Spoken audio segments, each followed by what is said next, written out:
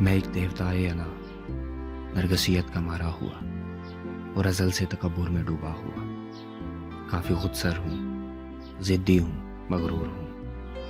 میرے چاروں طرف میری اندھی انا کی وہ دیوار ہے جس میں آنے کی اور مجھ سے ملنے کی کھلنے کی کوئی اجازت کسی کو نہیں ہے۔ تمہیں بھی نہیں ہے، اسے بھی نہیں ہے، مجھے بھی نہیں ہے۔ میں اپنی انا کی دیواروں میں تم سے الگ ہو رہوں، مجھ پہ سجدہ بھی ہے یہ۔ میں شاعر ہوں جو کہ فولاً فولاً سے بحر رمل تک ہر ایک نغمگی کا مکمل خدا ہوں۔ میں لفظوں کا آقا، تخیل کا خالق، میں سارے زمانے سے یکسر جدا ہوں۔ مجھے زیب دیتا ہے میں اپنی دیواروں میں اس طرح سے مقید رہوں، یوں ہی سید رہوں، مجھ پہ سجدہ بھی ہے یہ۔ پر جو کل صبح تیری شبنمی سے تبسم میں لپٹی ہوئی ایک نظر بے نیازی سے مجھ پہ پڑی، تیری پہلی نظر سے میری جان میری دیوار میں ایک گڑھا پڑ گیا۔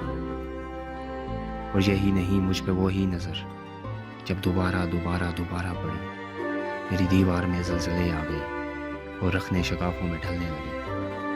میرے اندر تلاتم وہ آتش فشاں، وہ بگولے، وہ طوفان، وہ محشر بپا تھا کہ میں وہ کہ جس کے تحمل کی حکمت کی، فہم و لطافت کی تمثیل شاید کہیں بھی نہیں تھی، سلگنے لگا، اپنی حدت سے خود ہی پگھلنے لگا۔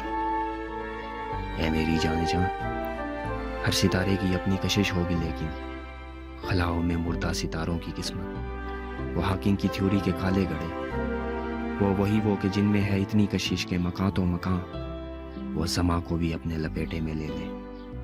وہ ہاکنگ کی تھیوری کے کالے گڑھوں کی گریوٹی یہ تیری آنکھوں کی گہری کشش کے مقابل میں کچھ بھی نہیں، اور یہ تو فقط ایک دیوار تھی، اس کو گرنا ہی تھا۔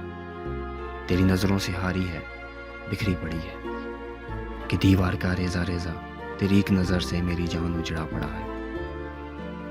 میں جو دیوتائے انا نرگسیت کا مارا ہوا، وہ جو خود سر تھا، ضدی تھا، مغرور تھا، وہ جو فولاً فولاً سے بحر رمل تک ہر ایک نغمگی کا مکمل خدا تھا، تیری ایک نظر سے اناؤں کی عرش مولا سے سیدھا تیرے پاؤں میں آ کے بکھرا پڑا، تیرے پاؤں میں آ کے بکھرا پڑا۔